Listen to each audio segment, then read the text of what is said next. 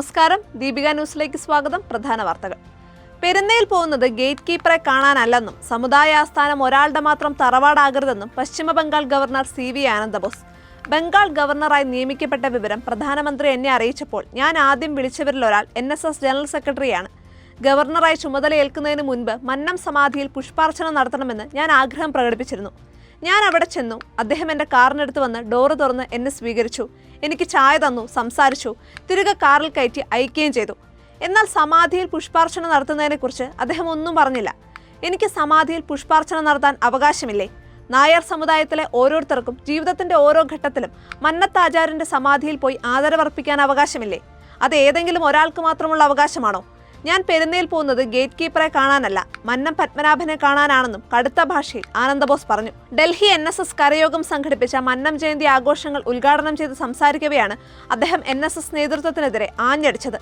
അതേസമയം ആനന്ദബോസിന്റെ ആരോപണങ്ങൾ NSS നേതൃത്വം നിഷേധിച്ചു. സമാധിയിൽ പുഷ്പാർച്ചന നടത്തുന്നതിൽ നിന്ന് ആരെയും വിലക്കിയിട്ടില്ലെന്ന് ജനറൽ സെക്രട്ടറി സുകുമാരൻ നായർ മാധ്യമങ്ങളോട് പറഞ്ഞു. SNDP യോഗം ജനറൽ സെക്രട്ടറി വെള്ളാപ്പള്ളി നടേശനിൽ നിന്ന് തെരഞ്ഞെടുപ്പ് കാലത്ത് പണം വാങ്ങിയിരുന്നെന്ന് CPI സംസ്ഥാന സെക്രട്ടറി ബിനോയ് വിശ്വം. വഴിവിട്ട സഹായം ചെയ്യില്ലെന്ന് പറഞ്ഞാണ് പണം വാങ്ങിയതെന്നും ബിനോയ് വിശ്വം പറഞ്ഞു. ലോക്സഭാ തെരഞ്ഞെടുപ്പ് സമയത്ത് വെള്ളാപ്പള്ളിയെ കാണാൻ പോയിരുന്നതായും 3 ലക്ഷം രൂപ വാങ്ങിയെന്നും അദ്ദേഹം അറിയിച്ചു. പണം വാങ്ങിയെങ്കിൽ വാങ്ങിയെന്ന് തന്നെ പറയുമെന്നും ബിനോയ് വിശ്വം പറഞ്ഞു. വെള്ളാപ്പള്ളിയുമായി തർക്കത്തിനില്ലെന്നും ബിനോയ് വിശ്വം അറിയിച്ചു. എന്നാൽ പാലക്കാട് CPI ജില്ലാ കമ്മിറ്റിയിൽ നിന്നുൾപ്പെടെ വെള്ളാപ്പള്ളി നടേശനെതിരെ രൂക്ഷ വിമർശനം ഉയർന്നിരുന്നു. തിരുവനന്തപുരം മേയർ സ്ഥാനത്തെ ചൊല്ലി BJPയിൽ വീണ്ടും മുറുമുറുപ്പ്. തെരഞ്ഞെടുപ്പിൽ നിർത്തിയത് കൗൺസിലറാകാൻ വേണ്ടി മാത്രമല്ലെന്നും മേയർ ആക്കുമെന്ന വാഗ്ദാനത്തിന്റെ പുറത്താണെന്നും ശാസ്തമംഗലം കൗൺസിലർ R ശ്രീലേഖ. മത്സരിക്കാൻ വിസമ്മതിച്ച തന്നെ മേയർ ആക്കുമെന്ന് ഉറപ്പിലാണ് മത്സരിപ്പിച്ചതെന്നും ശ്രീലേഖ പറഞ്ഞു. താനായിരിക്കും കോർപ്പറേഷന്റെ തെരഞ്ഞെടുപ്പിന്റെ മുഖമെന്നാണ് കരുതിയതെന്നും ശ്രീലേഖ കൂട്ടിച്ചേർത്തു. സ്ഥാനാർത്ഥികൾക്ക് എല്ലാവർക്കും വേണ്ടി പ്രവർത്തിക്കേണ്ട BJP സംസ്ഥാന വൈസ് പ്രസിഡന്റ് കൂടിയാണ് താനെന്നും പറഞ്ഞു. രാജേഷിന് കുറച്ചുകൂടി മികച്ച രീതിയിൽ മേയറായി പ്രവർത്തിക്കാൻ പറ്റുമെന്നും ആശാനാഥിന് ഡെപ്യൂട്ടി മേയറായും കുറച്ചുകൂടി നന്നായി പ്രവർത്തിക്കാൻ പറ്റുമെന്നും കേന്ദ്ര നേതൃത്വത്തിന് തോന്നിയതുകൊണ്ടാണെന്നാണ് തന്റെ കണക്കുകൂട്ടൽ. നേതൃത്വത്തിന്റെ തീരുമാനത്തോട് തർക്കമില്ല. അതേസമയം നിയമസഭാ തെരഞ്ഞെടുപ്പിൽ മത്സരിക്കാനില്ലെന്നും ശ്രീലേഖ പറഞ്ഞു. ഇതിനിടെ മേയർ സ്ഥാനം വാഗ്ദാനം ചെയ്ത ശേഷം തെരഞ്ഞെടുപ്പ് കഴിഞ്ഞ് തന്നെ ഒഴിവാക്കിയെന്ന ശാസ്തമംഗലം കൗൺസിലർ R ശ്രീലേഖയുടെ വിമർശനത്തിൽ കോർപ്പറേഷൻ മേയർ VV രാജേഷ് പ്രതികരിച്ചു. R ശ്രീലേഖയുടെ പ്രസ്താവനയെക്കുറിച്ച് ഓൺലൈൻ വാർത്തകൾക്കപ്പുറം കൂടുതൽ വിവരങ്ങൾ അറിയില്ലെന്നും മറ്റു കാര്യങ്ങൾ ശ്രദ്ധയിൽപ്പെട്ടിട്ടില്ലെന്നും രാജേഷ് പറഞ്ഞു. കോർപ്പറേഷൻ ഭരണത്തിനായി ശ്രീലേഖ ഉൾപ്പെടെ നന്നായി ഇടപെടുന്നുണ്ട്.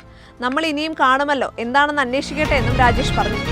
ബംഗ്ലാദേശിൽ IPL സംരക്ഷണത്തിന് അനിശ്ചിതകാലത്തേക്ക് വിലക്കേർപ്പെടുത്തിക്കൊണ്ട് സർക്കാർ ഉത്തരവ് പുറത്തിറക്കി. IPLൽ നിന്ന് കൊൽക്കത്ത ടീമംഗം പേസർ മുസ്താഫിസുർ റഹ്മാനെ ഒഴിവാക്കിയതിന് പിന്നാലെയാണ് ബംഗ്ലാദേശ് കടുത്ത നടപടിയെടുത്തത്. കഴിഞ്ഞ ദിവസം ബംഗ്ലാദേശ് ക്രിക്കറ്റ് ബോർഡ് T20 ലോകകപ്പിന് ഇന്ത്യയിലേക്ക് ടീമിനെ അയക്കില്ല എന്ന നിലപാടെടുത്തിരുന്നു. ഇന്ത്യൻ പ്രീമിയർ ലീഗിന്റെ എല്ലാ മത്സരങ്ങളുടെയും പരിപാടികളുടെയും സംരക്ഷണം നിർത്തിവെക്കാനാണ് സർക്കാർ ഉത്തരവിട്ടിരിക്കുന്നത്. മുസ്താഫിസുർ റഹ്മാനെ കൊൽക്കത്ത നൈറ്റ് റൈഡേഴ്സ് ടീമിൽ നിന്ന് ഒഴിവാക്കിയ ഇന്ത്യൻ ക്രിക്കറ്റ് ബോർഡിന്റെ തീരുമാനത്തിന് പിന്നിലുള്ള വ്യക്തമായ കാരണങ്ങളൊന്നും ലഭ്യമായിട്ടില്ലെന്നും ഇത് ബംഗ്ലാദേശ് ജനതയെ വേദനിപ്പിക്കുകയും ദുഃഖിപ്പിക്കുകയും ചെയ്തിട്ടുണ്ടെന്നും ഉത്തരവിൽ പറയുന്നു. ശബരിമല സ്വർണ്ണക്കൊള്ളയിൽ സുപ്രീം കോടതിയെ സമീപിച്ച ദേവസ്വം ബോർഡ് മുൻ അംഗം KP ശങ്കർദാസിന് തിരിച്ചടി. ദൈവത്തെ പോലും വെറുതെ വിട്ടില്ലെന്ന് കേസിനെക്കുറിച്ച് സുപ്രീം കോടതി വിമർശനം ഉന്നയിച്ചു. സ്വർണ്ണക്കൊള്ളയിൽ ശങ്കർദാസിന് ഉത്തരവാദിത്തമുണ്ടെന്ന് നിരീക്ഷിച്ച പരമോന്നത കോടതി ശബരിമലയിൽ നടന്നത് വലിയ ക്രമക്കേടെന്നും പറഞ്ഞു. ജസ്റ്റിസ് ദീപാങ്കർ ദത്ത അധ്യക്ഷനായ ബെഞ്ചാണ് ഹർജി പരിഗണിച്ചത്.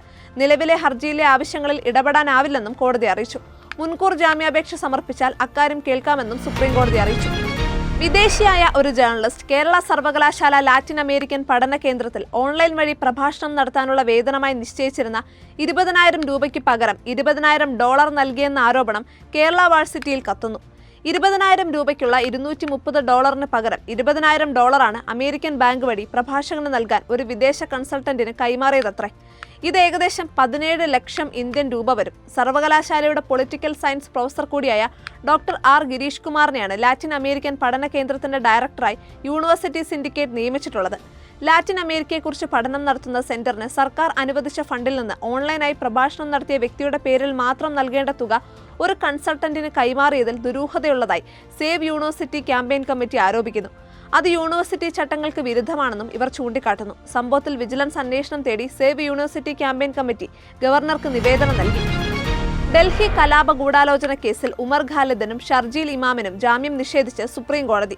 അതേസമയം കേസിൽ ഗുൽഫിഷ ഫാത്തിമ, മീരാൻ ഹൈദർ, ഷിഫ ഉർ റഹ്മാൻ, ഷദാബ് അഹമ്മദ്, മുഹമ്മദ് സലീം ഖാൻ എന്നിവർക്ക് ജാമ്യം അനുവദിച്ചു. Justice Aravind Kumar, justice NV Anjaria എന്നിവരടങ്ങിയ ബെഞ്ചാണ് ഹർജികളിൽ അന്തിമ തീരുമാനമെടുത്തത്. ഡിസംബർ 10 വാദം പൂർത്തിയായതിനെ തുടർന്നാണ് കേസ് വിധി പറയാനായി മാറ്റിയത്. പ്രതികൾക്കായി അഭിഭാഷകരായ കപിൽ സിബൽ, അഭിഷേക് സിംഗി, സിദ്ധാർത്ഥ ദവെ, സൽമാൻ ഖുർഷിദ്, സിദ്ധാർത്ഥ് ലുത്ര എന്നിവർ ഹാജരായി. ഡൽഹി പോലീസിന് വേണ്ടി solicitor general Tushar Mehta, additional solicitor general SV Raju എന്നിവരും ഹാജരായി. യുഎസിന്റെ വെനസ്വലൻ ആക്രമണത്തിന്റെ പശ്ചാത്തലത്തിൽ കത്തിക്കയറി വീണ്ടും ലക്ഷം കടന്ന് സ്വർണ്ണവില. പവൻ ഒറ്റയടിക്ക് 1260 രൂപയും ഗ്രാമിന് 145 രൂപയുമാണ് വർദ്ധിച്ചത്. ഇതോടെ ഒരു പവൻ സ്വർണ്ണത്തിന് 1,760 രൂപയിലും ഗ്രാമിന് 12,595 രൂപയിലുമായാണ് വ്യാപാരം പുരോഗമിക്കുന്നത്. അതേസമയം 18 ക്യാരറ്റ് സ്വർണ്ണവില ഗ്രാമിന് 10,355 രൂപയിലാണ്. സംസ്ഥാനത്ത് പുതുവർഷ കുതിപ്പിനിടെ ശനിയാഴ്ച സ്വർണ്ണവില കുറഞ്ഞിരുന്നു.